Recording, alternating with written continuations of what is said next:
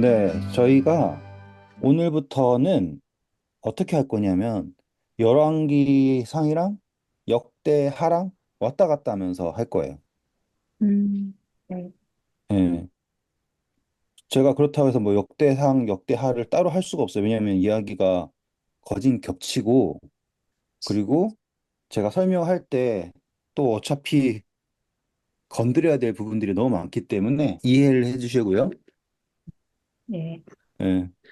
그 우리가 르호보암을 한번 확인하고 가야 돼요. 자, 우리가 생각할 때는 르호보암이 별로 대단하지 않은 왕처럼 실패하는 왕처럼 보일 수 있잖아요. 음, 네. 그런데 성경은 르호보암을 실패하는 왕으로 묘사하진 않아요.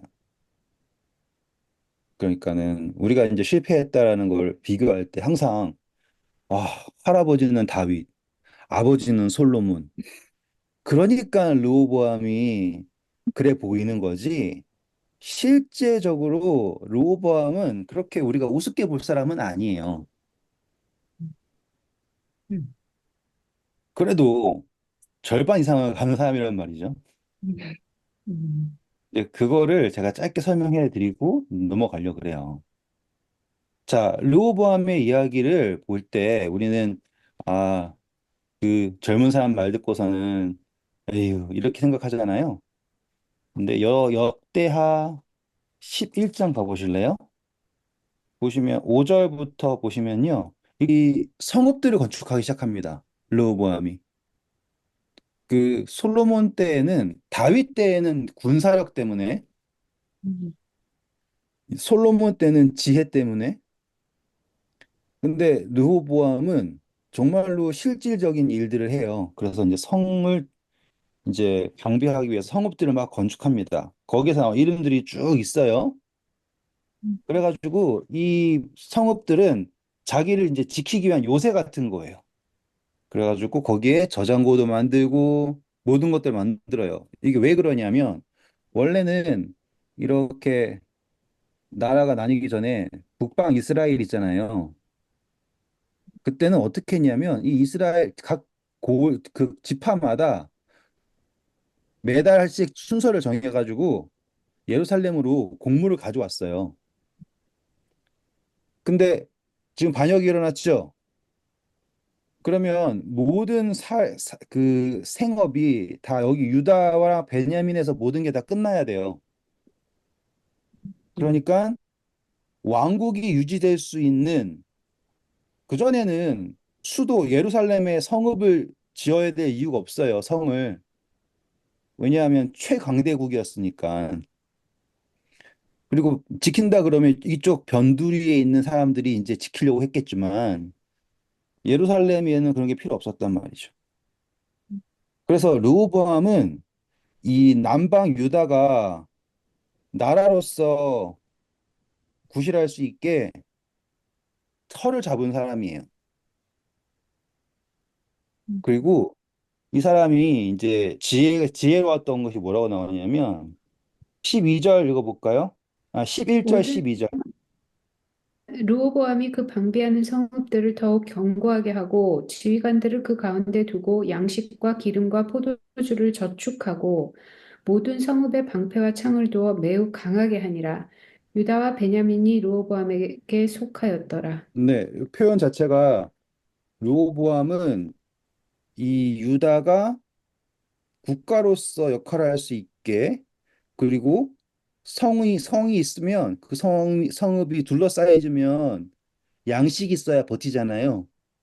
음, 그래서 그런 것까지 다 방비할 수 있는 정도의 사람이에요.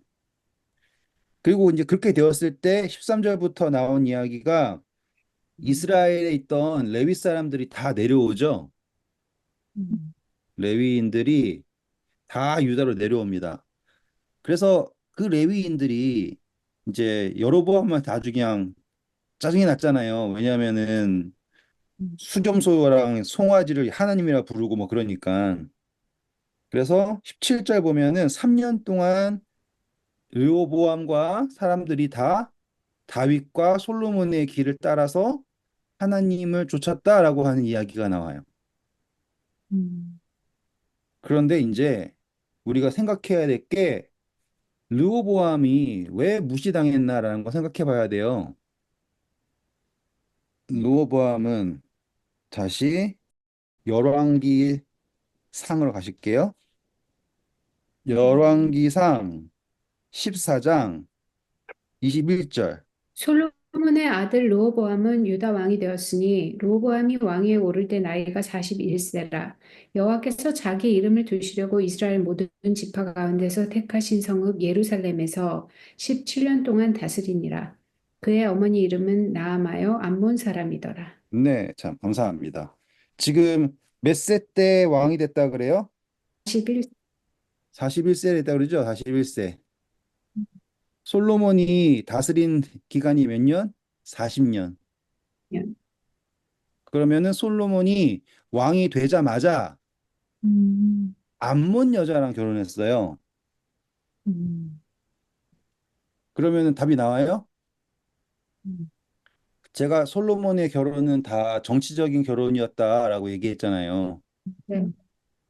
응. 음. 그러니 지금 이 암몬 여자랑 결혼해가지고 나온 사람이 르호보암이야. 음. 그렇기 때문에 정치적으로 일단은 외가가 힘이 없어요. 그래서 이 르호보암이 하는 행동이 그 3년 동안 레위 사람들이 돌아왔을 때 온전하게 하나님 쫓고 그런 것도 있지만 그 다음에 보시면은 암몬 사람이더라 하고서는 22절 보세요. 유다가 여호와 보시기에 악을 행하되 그의 조상들이 행한 모든 일보다 뛰어나게 하여 그 범한 죄로 여호와를 노엽게 하였으니 이는 그들도 산 위에나 모든 푸른 나무 아래에 산당과 우상을 아세라상을 세웠습니다.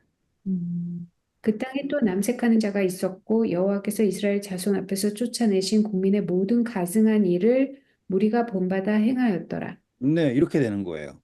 음, 그러니까 처음에 뭔가를 하려고 해도 그의 부모, 그 어머니가 이방 사람이다 보니까 이런 것들이 자연스럽게 허락이 되었나 봐요.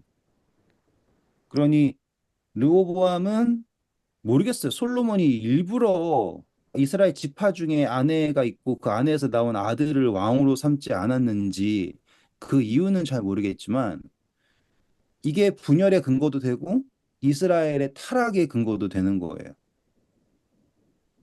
그런 다음에 하나님이 이걸 가만히 두시겠어요? 혼내겠죠? 네. 그래서 애굽 사람을 보내요. 음, 원래 솔로몬이 가장 먼저 아내를 두겠다라고 했던 사람이 애굽이잖아요. 그렇죠? 음. 그러면 차기 그 왕위를 주려면 애굽 사람 주면 될까요? 안 될까요? 애굽이 너무 강해서 안 되나? 지금 보면 르호보암이 왕이 됐다라고 하는 거는 음, 암몬 족속하고 동맹 관계가 가장 세지겠죠? 네. 그러면 애굽 입장에서는 원래 애굽이랑 함께 붙어서 있을 줄 알았는데 음, 암몬이랑 붙으면 이런 생각이 들지 않겠습니까? 음, 예. 게다가 보니까는 또 이스라엘이랑 나뉘었잖아요. 음, 음. 그러니까 하나님이 너 내 말 안 들었네 하고서는 애굽 보내서 혼내줄게 이렇게만 보시지 말고요. 하나님은 항상 인간의 모든 자유 의지를 그대로 사용하실 수 있는 분이에요. 음, 음, 저는 그걸 보여드리고 싶은 거예요. 그냥 하나님이 갑자기 막 정신을 막 이렇게 해가지고 움직였다라고 생각하는 것보다 하나님은 그 큰 흐름이 있다는 사람의 자유의지가 막 하고 싶은 게 있지 않습니까? 얼마나 애굽 입장에서는 이 유다 쪽을 먹고 싶겠어요. 왜냐면은 더 큰 교역로를 얻을 수 있는 길목에 음, 이스라엘이 있는데 얼마나 정복하고 싶겠어요. 음, 애굽의 역사에서 항상 정복하려고 노력했던 데가 블레셋이 있던 곳이거든요. 히타이트족. 그래서 이렇게 치러 온 거예요. 와가지고는 한 행동이 뭐냐면은 성전에 있는 모든 보물들 다 뺏어갔어요. 음, 그러면은 르호보암이 정신을 차려야 되겠죠.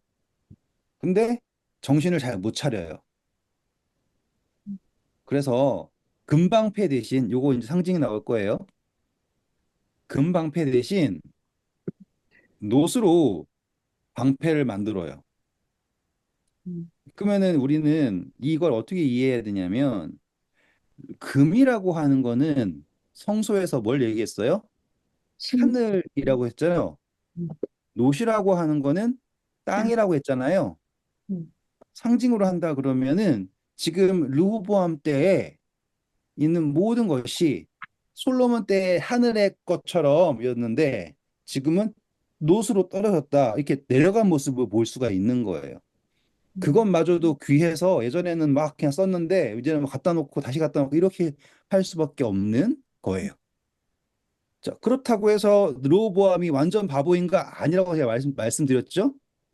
다시 역대하 가셔서요. 11장. 이제 르호보암이 자녀들이 많았어요. 21절 보시면 몇 명이라 그래요? 아들 28, 딸 60.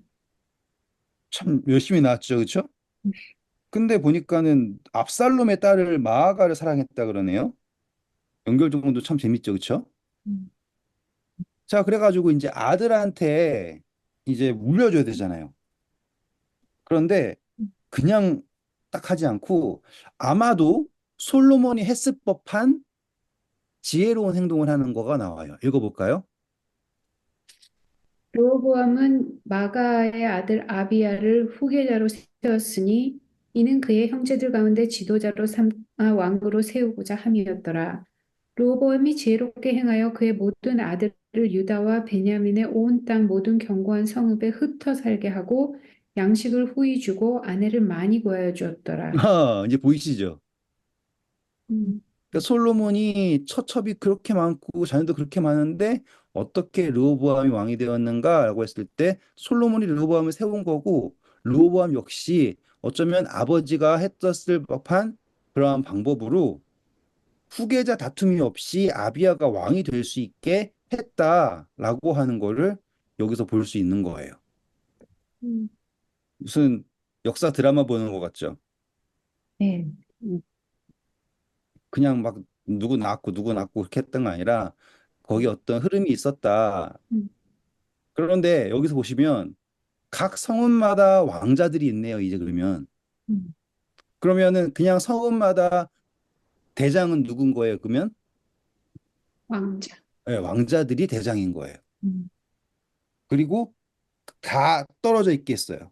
연합할 수 없게. 그러니까 그전에는 솔로몬이 다 여자를 데리고 와가지고 혼인 관계로 해가지고 했었다가 음, 솔로몬이 죽으니까 무너졌잖아요. 음, 그런데 르호보암은 지방 성의 성주를 자기 아들들로 다 해놓은 거예요. 음, 음,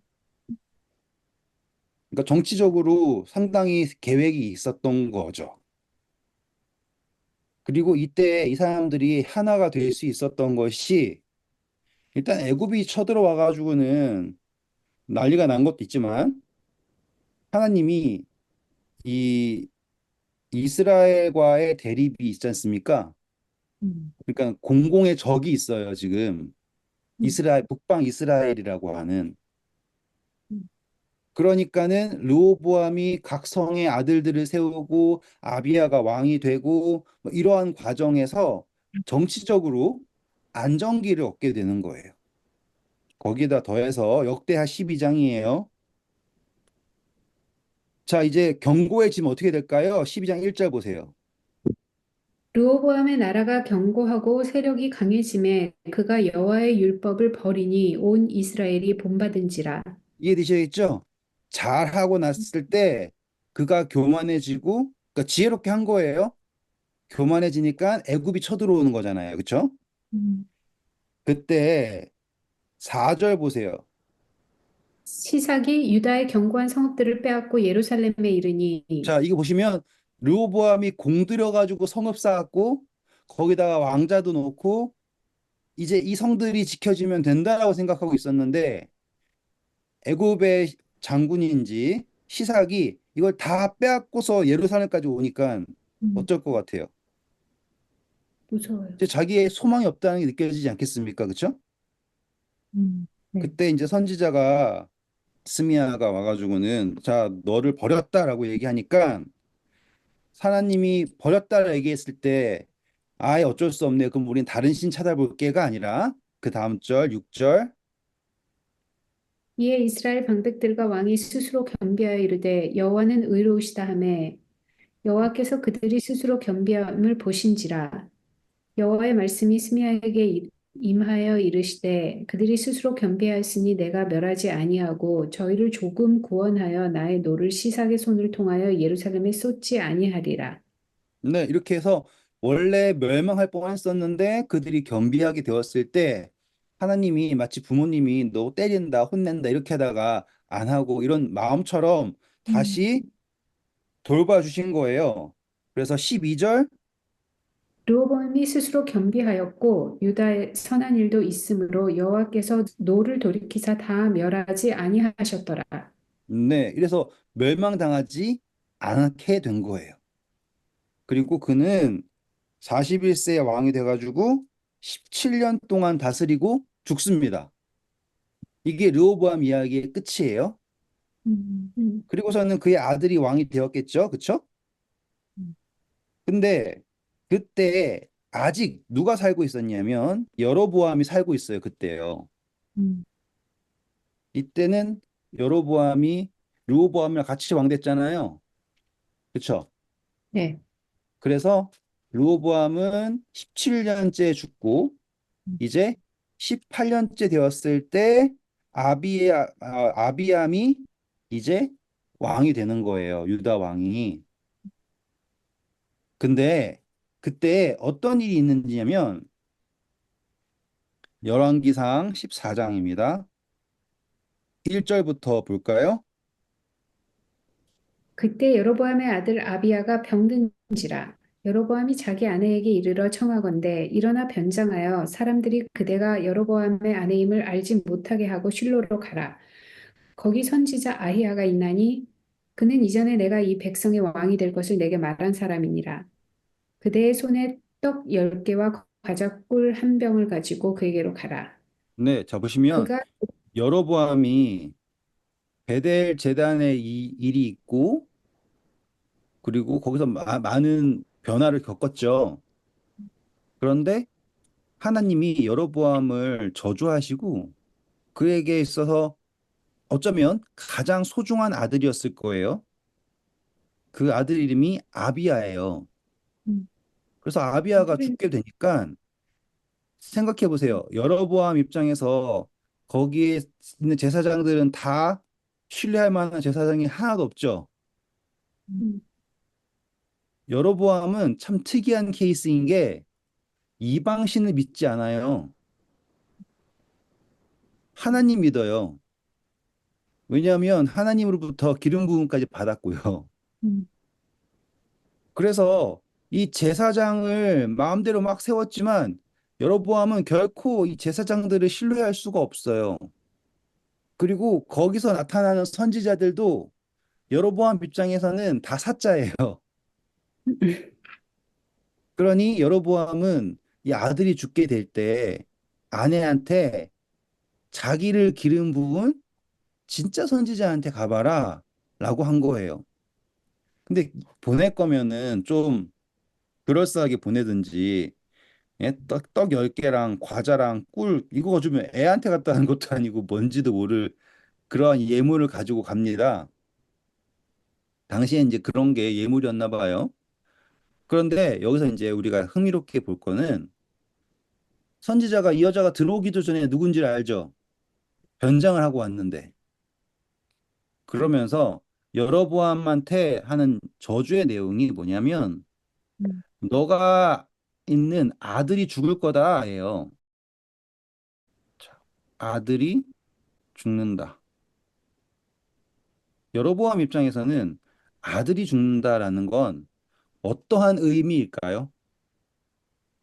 항상 후계가 없는 아들이. 네, 맞아요. 후계가 없는 거예요, 후계가.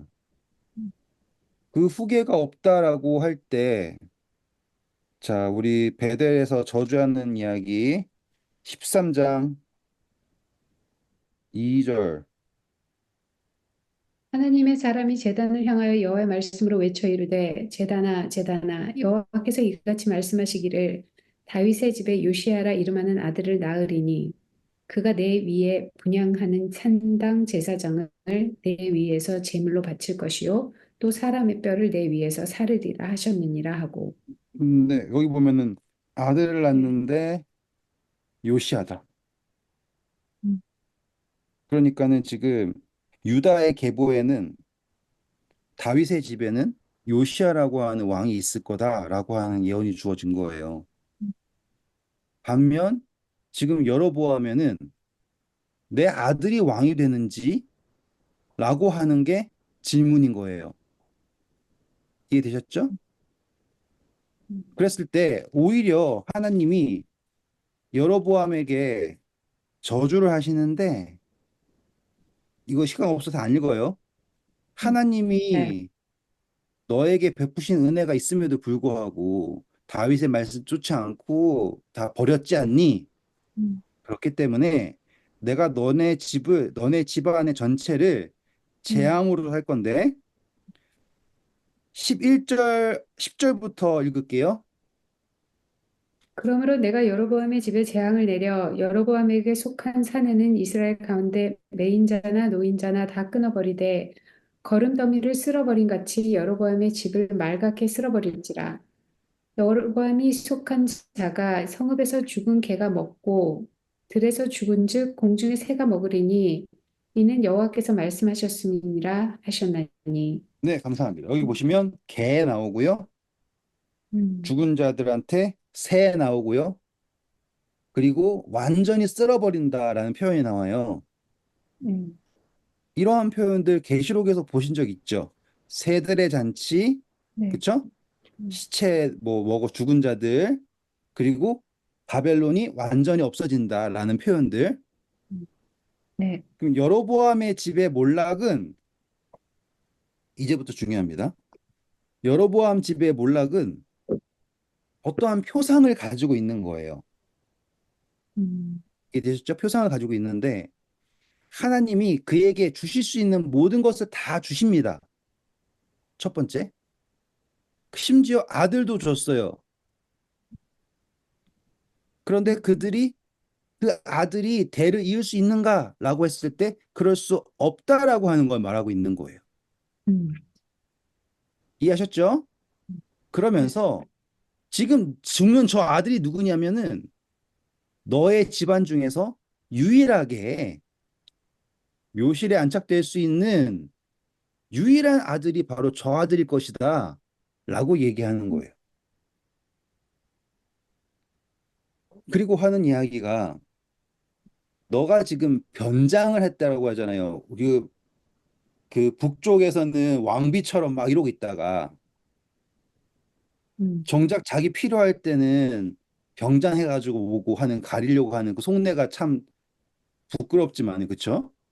너가 이제 돌아가서 딱 그 문지방에 넘어가는 순간 그 아이는 죽을 거야 음. 라고 얘기했단 말이에요.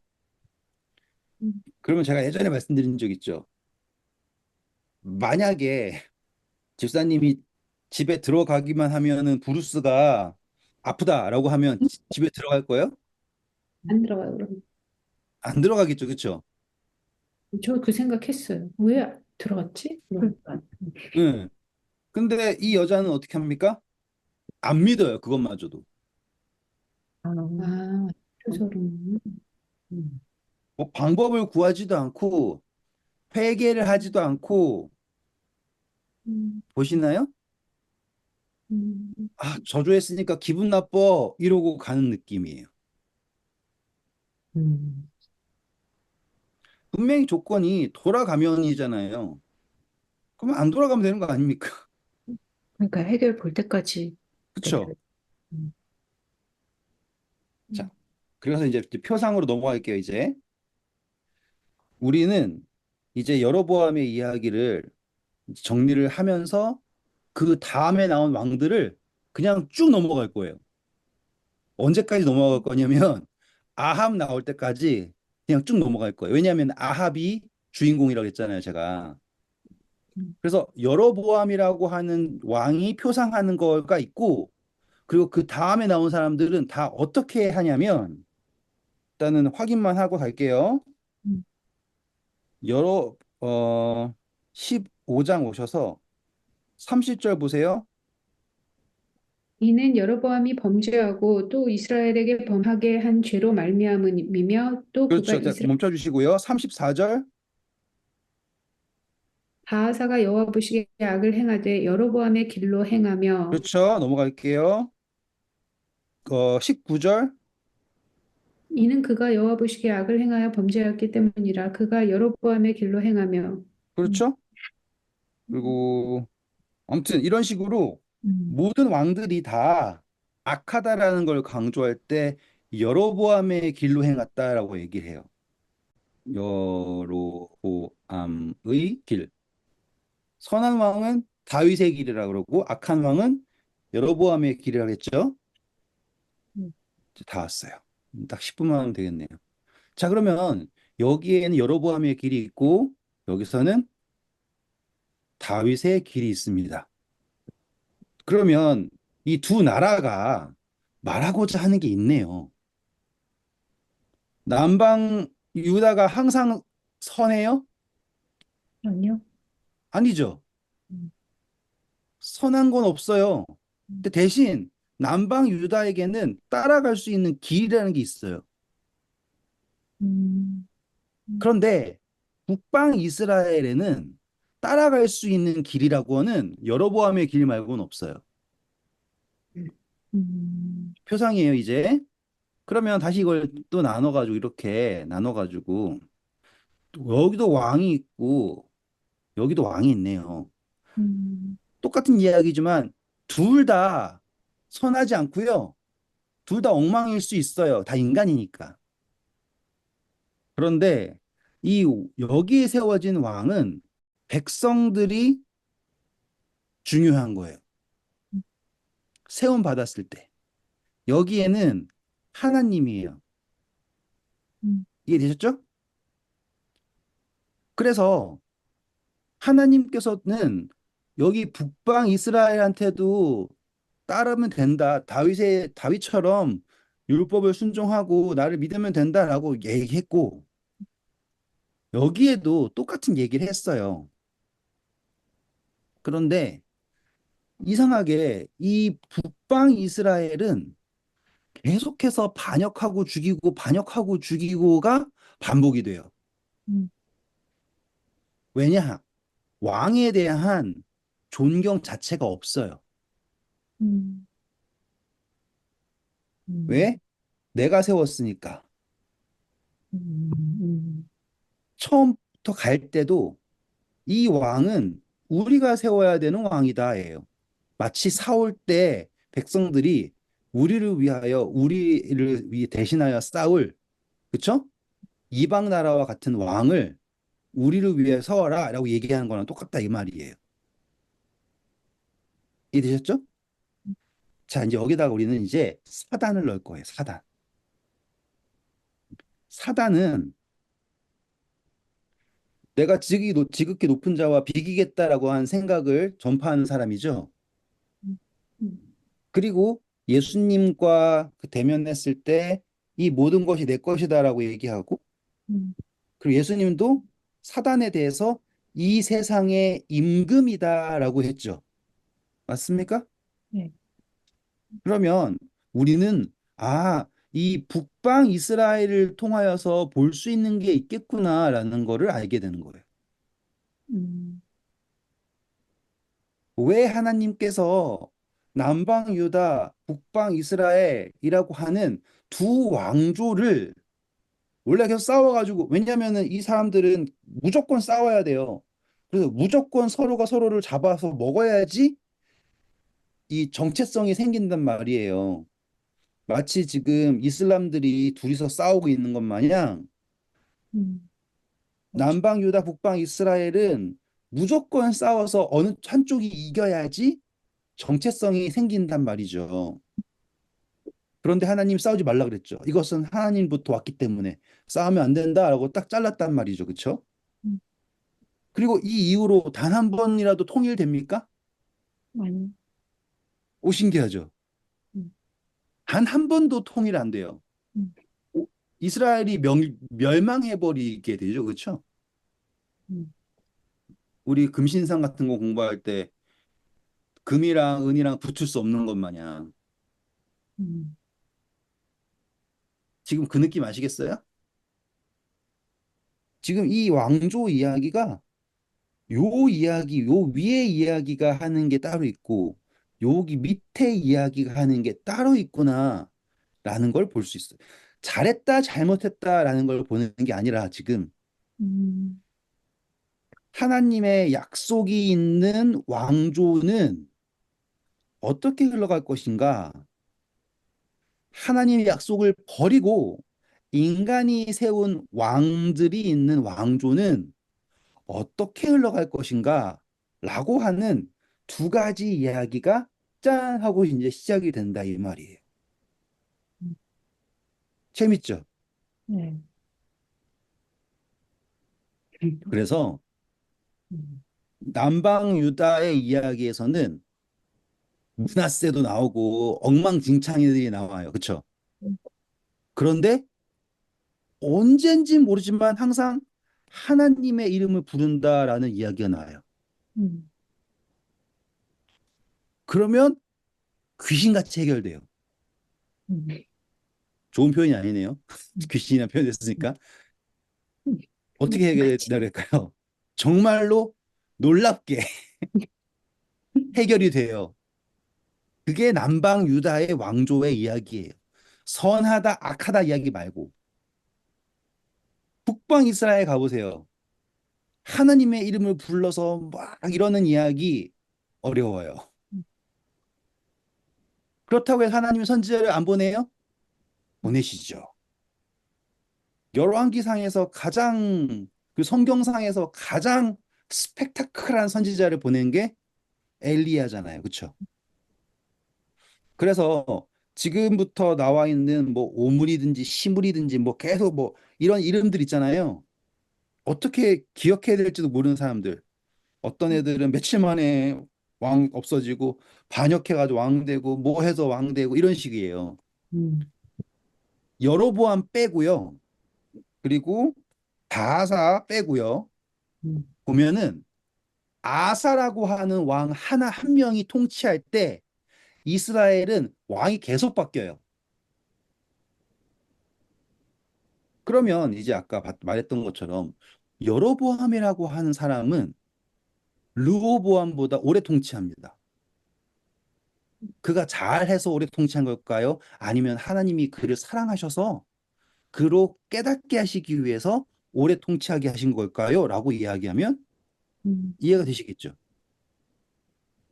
지금 여로보암은 아까 이거 기억하세요? 이거 기억하세요? 음, 하나님이 그의 씨를 치셨어요. 그러면 그가 왕으로서 막 통치하려고 노력해도 의미가 있어요, 없어요? 없죠. 없죠. 없죠.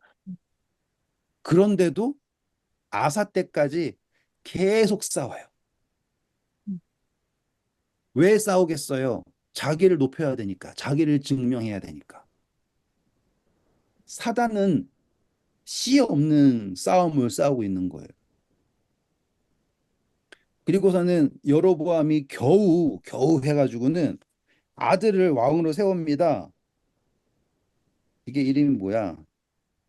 여로보암이 나답이네, 나답. 어, 22년 동안 음, 정말로 처절하게 하나님의 말씀이 진짜가 아니다라는 거를 증명하려고 그의 삶을 낭비한 거예요. 음, 그러니 하나님께서는 르호보암은 하나님 떠나는데 애굽 시사하기 쳐들어왔을 때 하나님 도와주세요라고 하니까 뜻을 돌려가지고 그를 살려주시잖아요. 음, 근데 여로보암은 그렇지 않고 끝까지 자기 고집을 부려요. 그래가지고 이제 그의 아들을 억지로 왕을 세웠죠. 근데 왕 어떻게 됩니까? 암살당해 죽죠. 그쵸? 겨우 2년 있다가 죽어버려요. 음. 그게 열왕기상 15장 25절부터 있는 말씀이에요. 읽어볼까요? 유다의 아사 왕 둘째 해 여로보암의 아들 나답이 이스라엘 왕이 되어 2년 동안 이스라엘을 다스리니라. 그가 여호와 보시기에 악을 행하되 그의 아버지의 길로 행하며 그가 이스라엘에게 범죄한 그 죄 중에 행한지라.